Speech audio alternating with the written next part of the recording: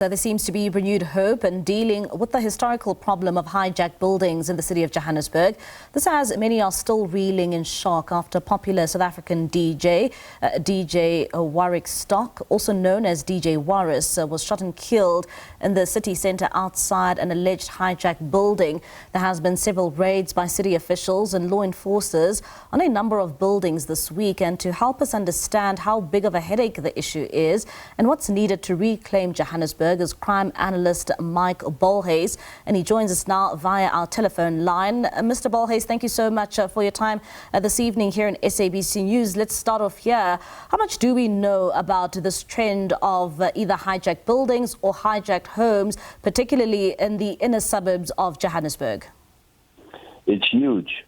Johannesburg is most probably one of the biggest cities, obviously, with the most and severe problems of hijacked buildings. Now, this also goes to businesses or homes.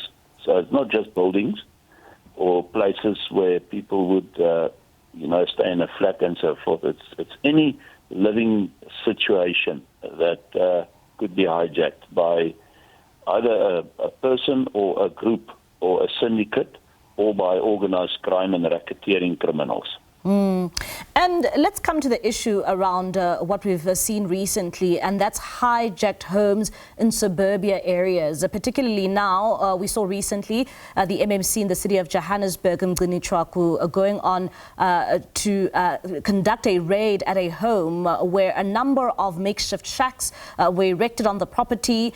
What would you say is behind those specific homes that are being hijacked and then later on being rented out to numerous amounts of people?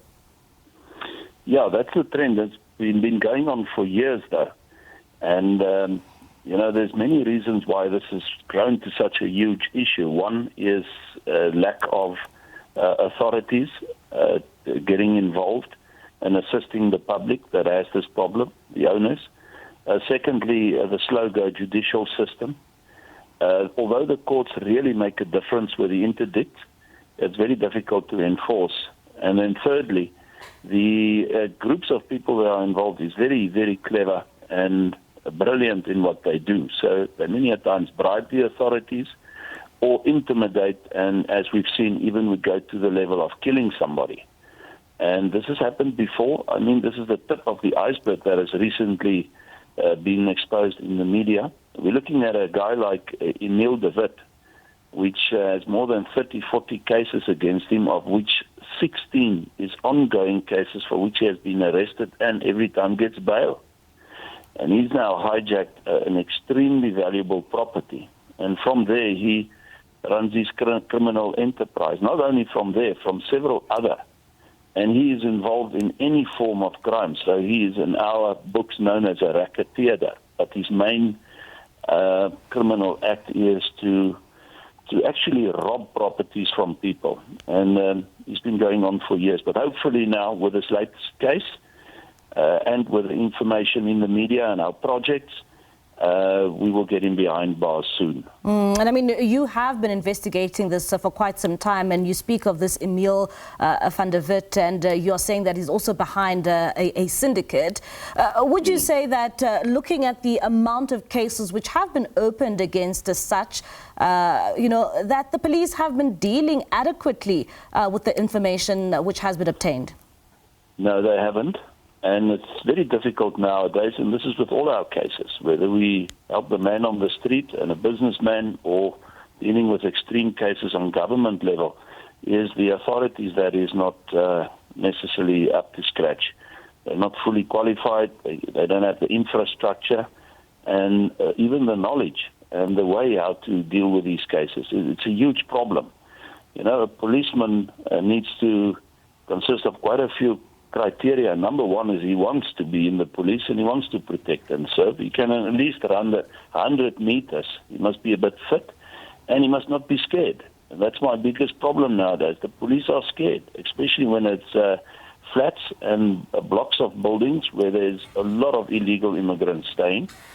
And they just too scared. These people are quite dangerous and they're extremely intimidative, and they've got money and they buy the authorities. So no, the authorities hopefully will wake up, because it's been exposed and now in the media as well. And hopefully there would be a change. I hope so. And Mr. Bolhuis, when you look at these two problems, be it hijacked homes and hijacked buildings, what is the link you find between the two? Well, it's the same. The only difference is, as I've said, you get those that on the lowest level will just, hire a property. And they'll pay one month's fee, and then they just never pay again. And then when the owner comes and he says, listen, he wants his property back, you've not been paying. I mean, it's a huge rigmarole. He has to go to court because the guy just stays and he says, take me to court. And then you have to get an eviction order, which can sometimes take up to 2 years, because there's always extensions and so forth. And unfortunately, the law protects the criminal. And as I've said, the authorities is in a slow-go pace. And then, if you the slightest threaten or intimidate him or them in the house, then they open cases against you, and then the police would act against you. So it's a huge problem. And we deal with so many of these problems, but then it can rise to a business.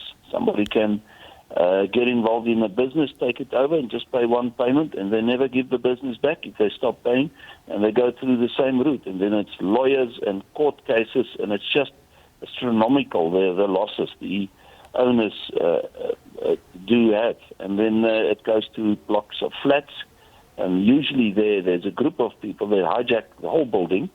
Then they take in all the rent from everybody staying there, and they sell power, electricity and water, and they do the security, and they completely usurp everybody in the building, a handful of them, and they have got muscle, and they do threaten and intimidate, and they will act. How do we begin to address this crisis, which has clearly gripped the CBD, and it's now penetrating into suburbia areas? Well, the most important thing with any and everything in our country, as you guys and us and all the media outlets and other authorities that wants to bring a difference about in our country, we need a complete government change. I mean, if we look at all these hearings and investigations, from the president to all these generals and this organized crime and racketeering that's going on in our country for years, and it's not only on the highest level, it's in the mid-levels as well. It's the normal police at the local police station. It's in security firms. It's the businessman that pays his way or walks around with an envelope and gets things done. The whole mindset has changed. You pay your way. It's a life of corruption, because they actually cannot move forward any other way. And if you don't nowadays bribe a policeman next to the road, and I'm saying this, it shouldn't be happening, but they throw you in a van. They take all your credit cards and they empty your bank accounts, or they keep you for a weekend in jail. So I can carry on and on and on. And we need a change in government that really protects and serves, zero tolerance, and that punishment fits the crime. You cannot get 16 times bail. You cannot let the law protect the criminal. The law must protect us. If I act as a specialist investigator, I've removed many people. The next thing I see is the police vans in front of me. Fortunately, we have this relationship, and we can communicate it, and eventually, the penny drops. But it shouldn't be that way, because the normal man on the street gets nowhere. And this is a huge problem. The change must come in the country. All right. Thank you so much, Mr. Bolhuis. That is Mike Bolhuis. There is a specialist investigator giving us an insight in terms of the crisis that has gripped the city of Johannesburg, being hijacked buildings and now also the hijacking of properties.